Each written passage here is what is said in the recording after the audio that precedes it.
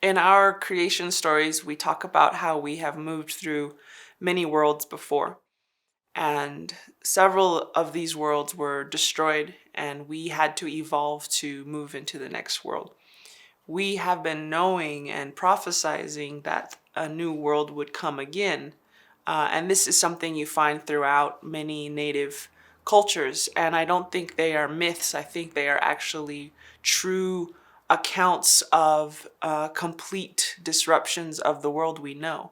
And so we're in another time of change. We're in another time where a world is being destroyed and a new world is being created.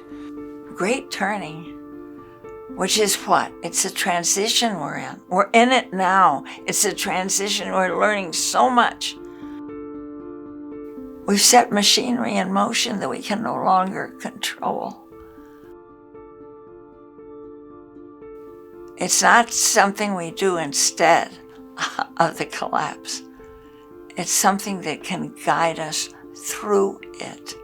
My preposition these days is through. Honey, we're going to have to go through this. Collapse is a very serious word. And to recognize that it's not just going to happen like 2 years from now on a Tuesday. It's not going to be like the Twin Towers. It's happening already, even unevenly distributed. It's not like World War II, where you can fight the battle and then return to this beautiful normal that you had. It's not like any of that. All of this modern world paradigm and all of its systems, economic, education, health, just on and on and on, all of that arose without putting life at the very center of all decision making, of all visioning, of everything. You think you know what it is to be human, but you don't. All you know is what it's like to be a human in this power over paradigm.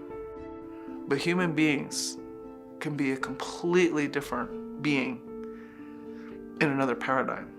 I think humanity's purpose during this time is what it's always been, from an indigenous perspective, which is we're born onto this planet with two primary obligations. First is to be good stewards of the planet, take care of the planet, and the second is to take care of future generations of all species and make decisions based on what's going to be best and take the most care of all the future generations.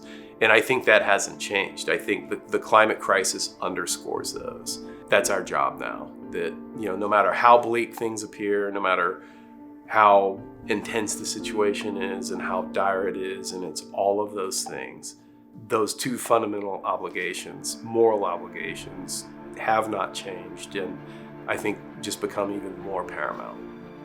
That is our clear responsibility, to do those things now like we've never done before, to do them in the most mindful, passionate, purposeful way that we ever have.